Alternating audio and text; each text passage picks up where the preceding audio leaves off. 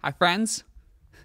Today we're going to be talking a little bit about how to start an album.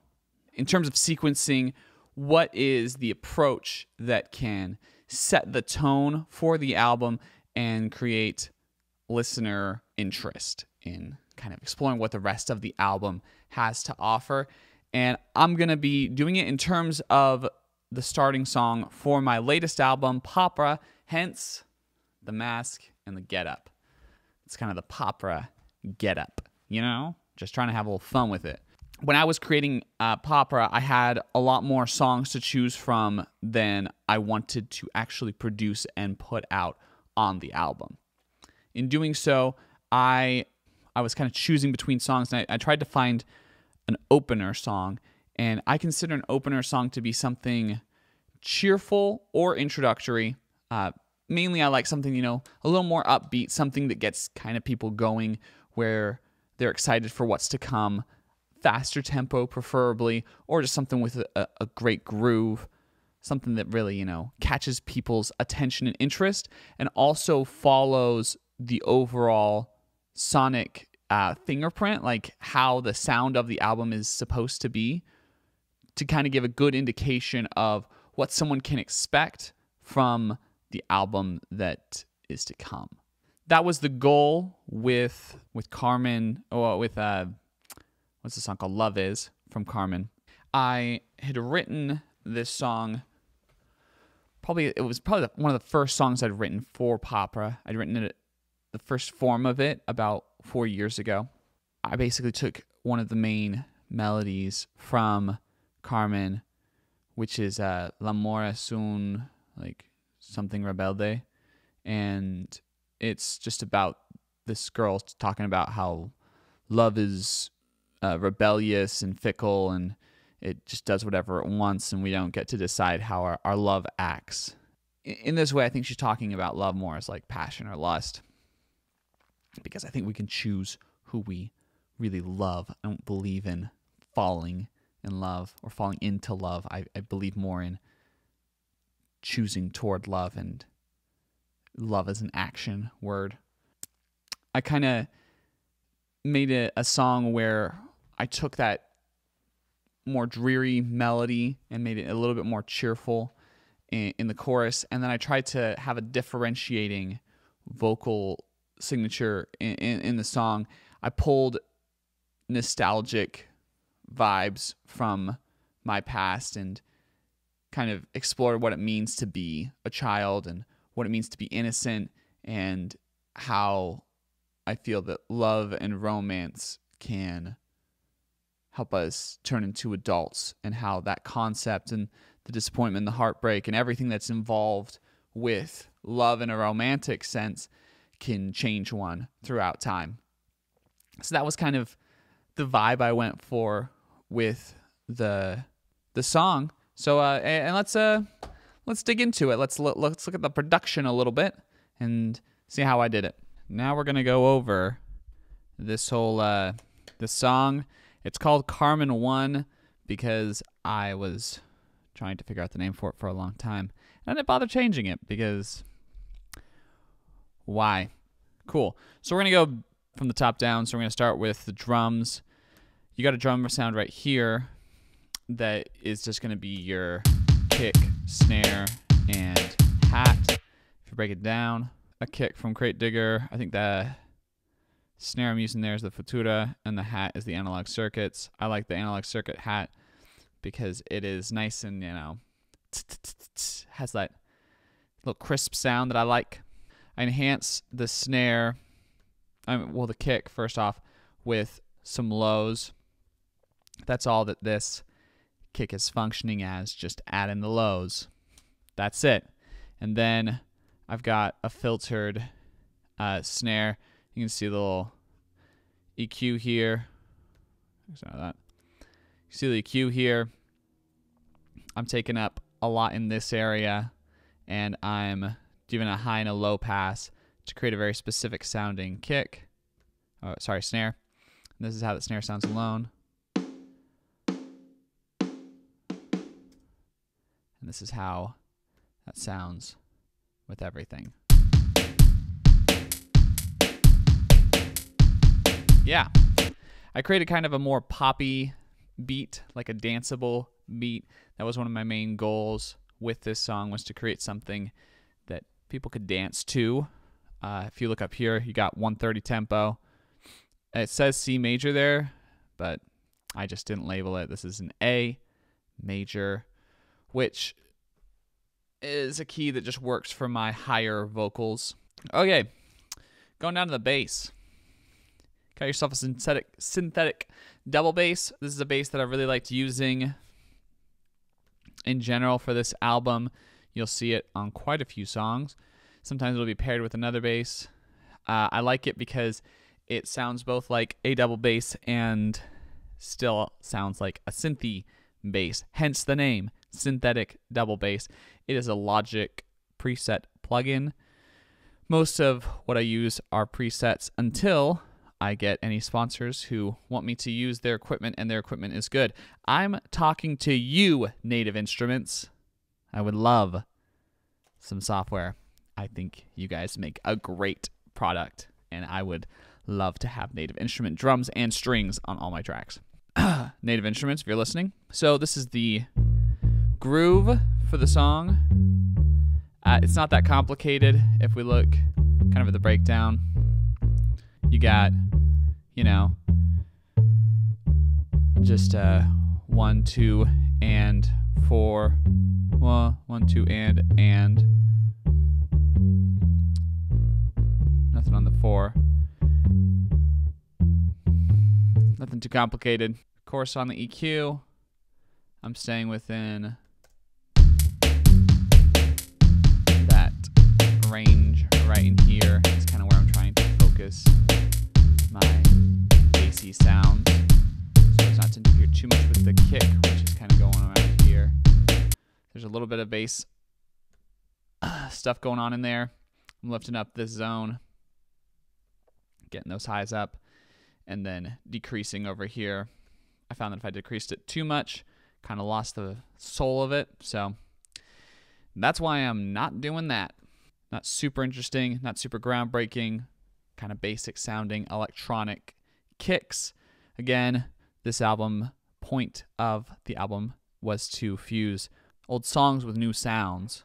And okay, let's do the vocal. So what I like to do is I'll take a vocal take and then I will tune it and then print it. I'll take a few takes, normally like 6. I'll also automate it. Apparently it's on here. Oh, I think I know what I did with this one. Nope. Not there. I have no idea where that is. Here you can hear the original vocal. Here's it unedited. Love is so uncontrollable. Automation going on. It takes interest in our types of feelings, and when we think we're being reasonable, I use Waves Tune. We get caught up in our types of living.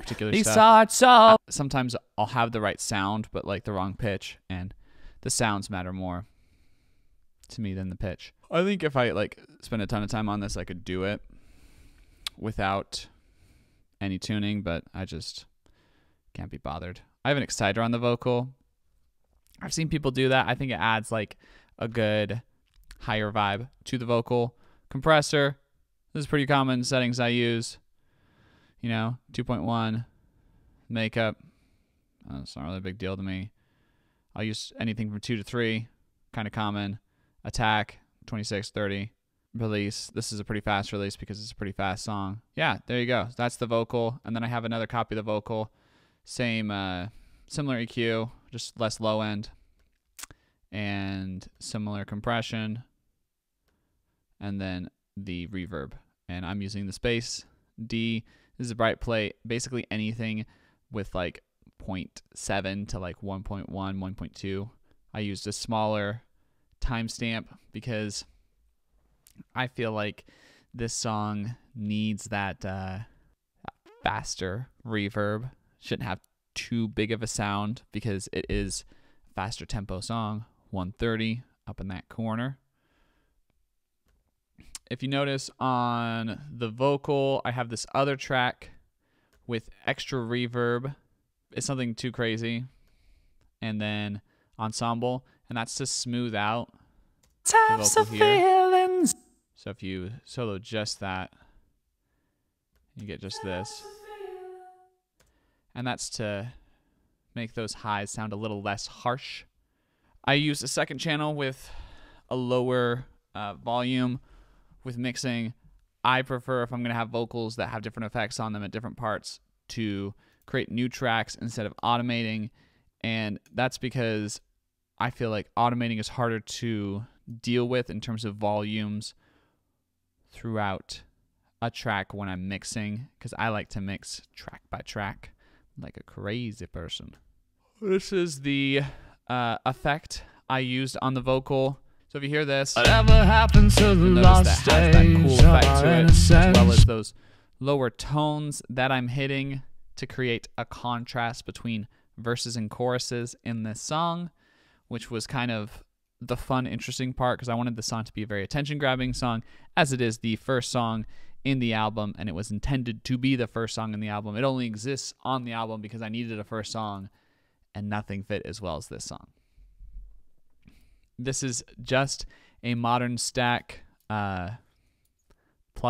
It's a stock Logic thing. I also gave it a big ol' high pass because I don't need those low tones that the bass stuff can amplify. So that's what you got for those verse vocals. When you get to the second chorus, I started adding backups. You can hear them right here. And these are the la la la las. The la la la las were done by myself and my little sis, Lair. And they're just to add another layer to the song. I thought it would be cool to do a lot vocally. Something I've been trying to explore a lot recently. As I showed before, I edited those in a separate Logic folder because I'm into that. And that's the main thing that's added in that chorus. I think there's a low here as well, just a lower octave.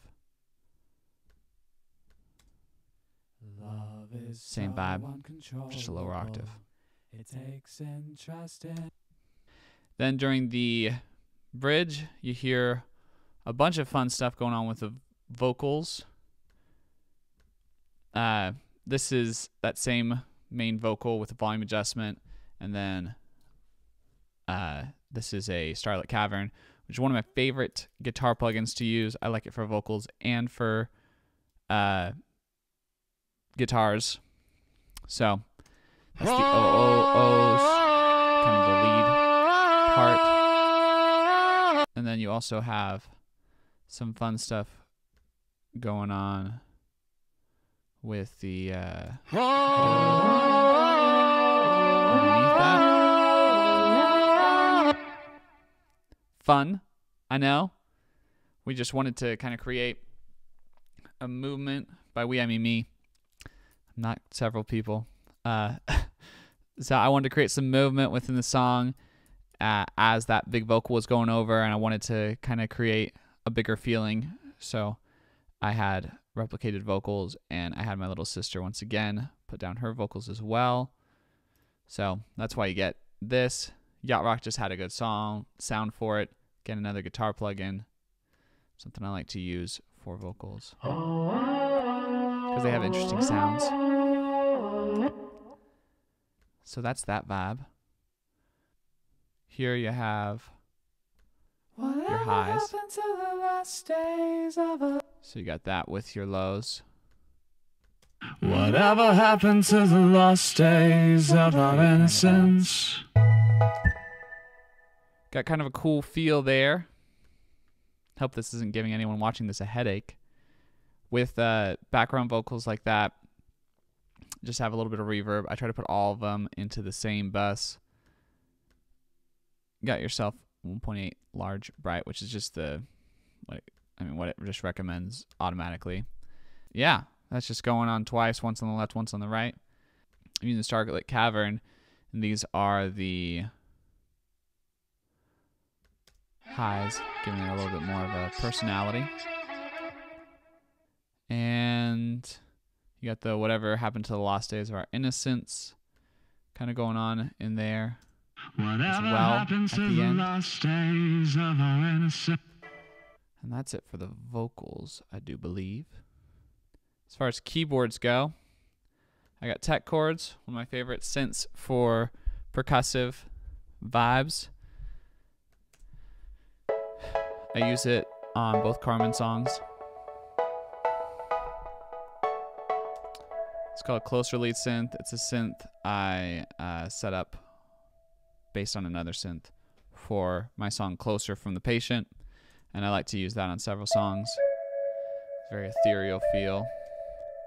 I use it both to double the vocal and to create its own separate vibe. Mainly use that as kind of a highlighter on the verses. And then together they create a cool vibe, keeping that percussive and that more legato sound going together. Also the liquid breath flute, which is another one of my favorites. Playing around with that as well. Also helping the vocals to come out a little bit smoother. Okay, so this is kind of a Paddy sounding vibe of a synth, the Crystal Caverns, and I use that throughout the second chorus to give it a little bit more personality. Kind of fun sounding. I like it. Just a differentiator. I try not to use too many pads because I feel like they can take away from the loudness of a song. So when I say that I thought a girl would marry me, I tried to emulate wedding bells. So that's why you have these tubular bells right here. When I say I fell in love with a dancer, I thought she wanted me, that's when I use the crotales mixed with a glockenspiel to create kind of a music box sound. So that's when you get this. Doing basically the same thing, kind of a call and response with the vocal.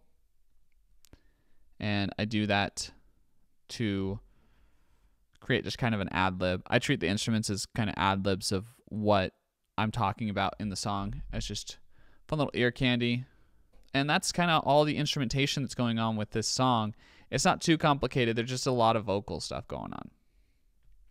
Which, I mean, that was kind of the vibe. You want to keep something simple and sweet and not get too carried away. This was a fun part. My roommate actually came in while I was making this song and he said, hey, why don't you have a, what are those things? They're like pianos and you like hold them and you like, they have air, whatever those things are called. Accordion. He said you should put an accordion in a song. And I thought that sounds crazy. So instead, I put this vibe in it. And I like that a lot. That's the song. Hope you dig it. Give it a listen when you get a chance. It's a fun song and it has a cool vibe. Here I took out the drums because I wanted to create a feeling of separation from the drums for a second, which I think is a good idea. If you notice, the hats are only on the choruses to create more energy and excitement during the chorus. And that's the song. Hope you dig it. It seems like it didn't take a lot, but it was a long time coming to make it sound the way it did, and a lot of slow corrections and trial by error. Yep. Hope you enjoyed my little take on how to start an album and kind of giving you a sneak peek into the production and the writing of my song Love Is from Carmen, which is on my album Popra, available on all streaming services. Also, make sure to subscribe to this channel. I'm planning on putting up a lot more videos, and make sure you hit that bell, smash it, and ring it so we can, keep you notified. Like this video and comment anything that you'd like me to talk about, any musical curiosities you might have, or if you have any specific songs you want me to talk about from my latest album, Popra, I'd be happy to do so. I'm here to help the people. I'm all about the people. So I'll catch you on the flip. Keep it real.